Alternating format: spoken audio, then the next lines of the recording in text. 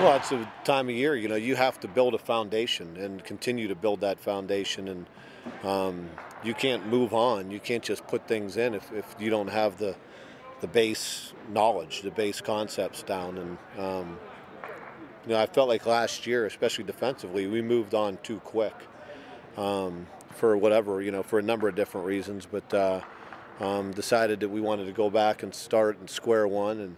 And I think it'll help us in the long run. I'm John Niatawa with the Omaha World Herald, standing next to Rich Kipist, my colleague here. We're standing outside the Hawks Center in Lincoln, Nebraska, into week 2 of spring practice for the Husker football team. We've learned a lot so far, even though it's only been a week, and there's still plenty of time until the spring game, April 18th. But we've kept our eyes on a few things, a few position battles, the important ones like the quarterback. I know Rich has definitely been following that. So what have you seen so far, Rich, from those 4 guys vying for the replacement job of Joe Gans? Yeah, it's hard to glean too much information here, and especially since they haven't scrimmaged much that we know of, and we haven't gotten to see any of that yet. But one of the things, obviously, from talking to Sean Watson and Bo Pelini a little bit, is one of the things they're watching with Zach Lee, who obviously is the front runner and the guy who's probably his job to lose right now. But one of the things they're watching more than anything is just how he manages the team, manages the huddle, manages the offense. Right now, here in March and April, it's not about making plays. That'll come in August when they kind of get a little bit closer. But right now, they just want to see how Zach runs this team. And saying that now, it seems like they're pretty happy with that. Bo said Saturday, I believe, the last time he talked about the quarterbacks, said a little bit about how Zach's confidence was showing through and how Zach seemed to have a pretty good handle. And Sean has said how the players seem to be responding to Zach really well. And that's kind of the big thing right here. That's what Zach has to do first. And I'm thinking back when Joe Gans kind of first started taking over when Sam Keller was hurt. That's one of the things they watched with Joe. So step one is kind of in the bag, and you kind of knew Zach would handle that well. Zach's a really smart kid and pretty confident kid and kind of knows what he wants to do, being the son of an NFL quarterback and all. So what's next now is Zach to make the throws, make the reads, and all this will be kind of a process that keeps going. One of the things, John, and you've seen it here, is Bo being asked almost constantly about Cody Green, when Cody Green's going to be able to go. And Bo has not yet gotten testy, but he might a little bit on this, because I think in their eyes, just Cody being here and kind of getting in the classroom and standing behind the offense as it's doing some things is pretty valuable, considering the kid could still be in high school and finishing out his senior year. So Cody's getting some of the mental reps, as they say, and kind of getting to see that and doing some throwing, and they've already, they know what he can do physically, and he's got a big arm they've obviously seen, very smooth. And I think Cody will not be rushed into anything practice-wise, and there's no use for that right now. And I think all signs are probably pointing to Cody redshirting here in the fall, so right now is no time to re-injure that hip or bother that hip. So it's kind of that's kind of where he's at. And Cody Spano's kind of getting those number 2 reps right now, and this is a good quality time for Cody Spano, because he's got to kind of prove himself here in case he's the second guy going into the fall with Patrick Witt gone. But that's kind of where the quarterback situation is at. Well, obviously we're a little bit further ahead offensively than we are defensively. We're kind of went back to square one defensively, especially with some of the young guys we have in there playing and we're trying to develop. So, but we'll get caught up, and it's about giving them the building blocks. Obviously, we're not game planning each other right now. We're doing anything like that. We're putting in our base offense and base defense at our own pace, and then we'll progressing as we go along.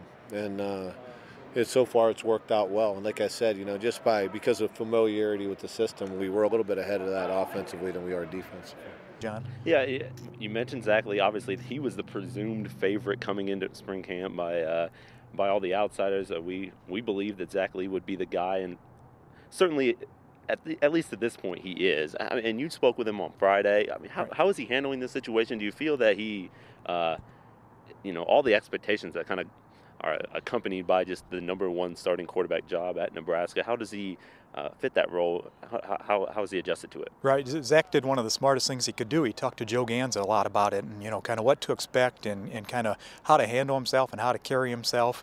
And one of the things, Zach, kind of funny, he was surrounded by cameras and reporters that day and kind of said, I like doing this. And that'll be kind of funny to see as this wears on, because he'll be the guy and he'll be doing a lot of those interviews and talking after games, win or lose. So we'll see if he feels the same way as time goes on. But Zach's really a personable kid, and I think he'll handle that element. pretty well. And that's one thing with Nebraska quarterbacks is they've always had a pretty good track record with that kid kind of being the spokesman for the team and being a guy who could handle all that kind of pressure that goes with it. I know, and another guy who was talking about, maybe taking that type of role, being a spokesman for the team, the face of the program, was Ndamukong Suh. He's obviously decided to come back, and there's still a little bit of a question mark who's going to play next to him at defensive tackle. It's a position that I've been very intrigued about so far during camp, because last year you had Ty Steinkuhler and Ndamukong Suh basically playing the majority of the snaps. There wasn't much depth behind them. Jared Crick and Terrence Moore were two redshirt freshmen who really kind of had spot appearances. They didn't come in too often and really didn't play very, very elongated series. They didn't play a lot. So it'll be interesting to see who steps up and can kind of step into that replacement role of Ty Steinkuhler. We talked, we hit the linebackers a little bit last week. One other spot on the defense, John, that's kind of, you talked about something to watch here is cornerback, and I think, and one of the things we're kind of getting a little bit of a feel for is that Prince Amukamara is kind of making a little push here and kind of turning the corner as far as kind of being his time, and as they say, the light bulb going on a little bit. So we'll probably talk to Prince a little bit this week and see where he's at, but it might be an interesting battle there with him and Anthony Blue. I think people thought Anthony Blue might come back and have the inside track to that, but Prince sounds like he's coming along and kind of getting what Marvin Sanders is asking. So now you have those two on one side and Anthony West and Dijon Gomes, the JC transfer, on the other. If all those guys can kind of have a good spring, you're going into the fall with a pretty good situation, although there is a little bit of a lack of experience. But that's kind of about it as far as things to watch here in week 2. Yeah, there's another, that kind of ties into a little bit of one of the things that I'm going to be interested in watching as spring practice unfolds a little bit here is Eric Haig, exactly how he adjusted the safety spot,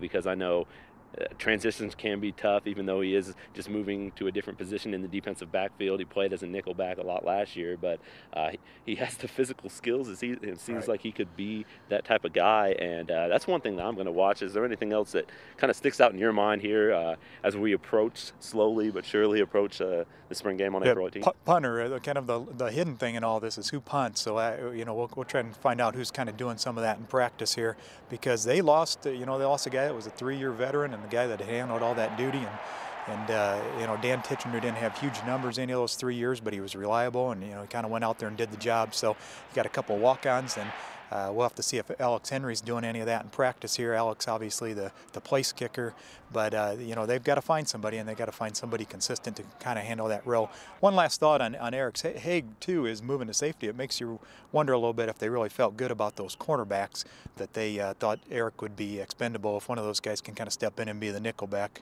whoever doesn't win that job. So that about wraps it up, I think, John. Yeah, I think so. There's a lot of things to watch, a lot of things we've learned so far, and I'm sure there's a lot more that we can pick up here in the next few weeks. Don't forget to follow omaha.com. We'll have updates daily from practice, about practice, leading all the way up to the spring game. Don't forget to pick a copy up of the World Herald each day.